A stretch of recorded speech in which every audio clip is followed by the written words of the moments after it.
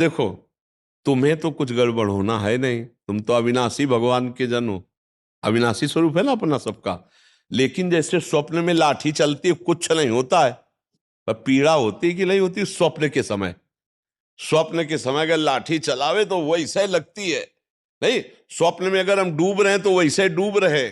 स्वप्न में अगर पिटाई शुरू है या कोई गला काटने जा रहा तो वैसे भय लग रहा है। और है कुछ नहीं, तो दंड तो भोगना पड़ेगा ना। ऐसे ही जागृत में है, ऐसे ही नरक आदि में है। अविनाशी आत्मा को कोई कष्ट थोड़ी होता है। पर जब तक ये बोध नहीं होगा तब तक तो भोगना ही पड़ता है ना। देखो, स्थूल देह सैया में पड़ी होती और स्वप्न में हम देख रहे हैं कि हम समुद्र में डूब रहे हैं। अब वो ऐसे ही कष्ट हो रहा है, समुद्र भी दिखाई दे रहा है, डूब भी रहे हैं, और जो डूबने वाला शरीर है वो तत्कालिक स्वप्न में बना हुआ है। क्योंकि शरीर, जो स्थूल शरीर, वो तो सैया में सो रहा है। अब बताओ उसको कैसे बचाया जाए। जो स्वप्न में समुद्र में डूब रहा है, अब आप उपाय बताओ उसको कैसे बचाया जाए।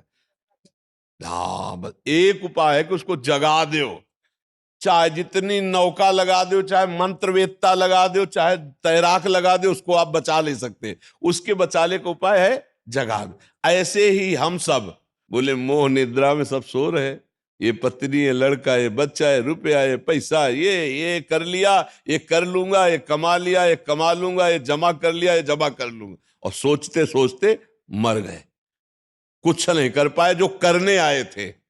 अब कोई सदगुरु जगा दे, ए उठ, मोह निद्रा में सो रहा है। तो जानिस तबै जीव जग, जब सब विषय विलास विरागा। तभी जानना सत्संग का रंग चढ़ रहा है, जब गंदी बातें छूटने लगे और अच्छे आचरण होने लगे और भगवान नाम जप होने लगे, तो जान लेना आप जाग रहे हैं। और जग गए तो स्वप्न के जैसे सारे दुख मिट जाते हैं, ऐसे तुम्हारे सारे पाप, दुख, चिंता, शोक सब नष्ट हो जाएंगे। पर जगना पड़ेगा, बिना जगे नहीं हो सकता।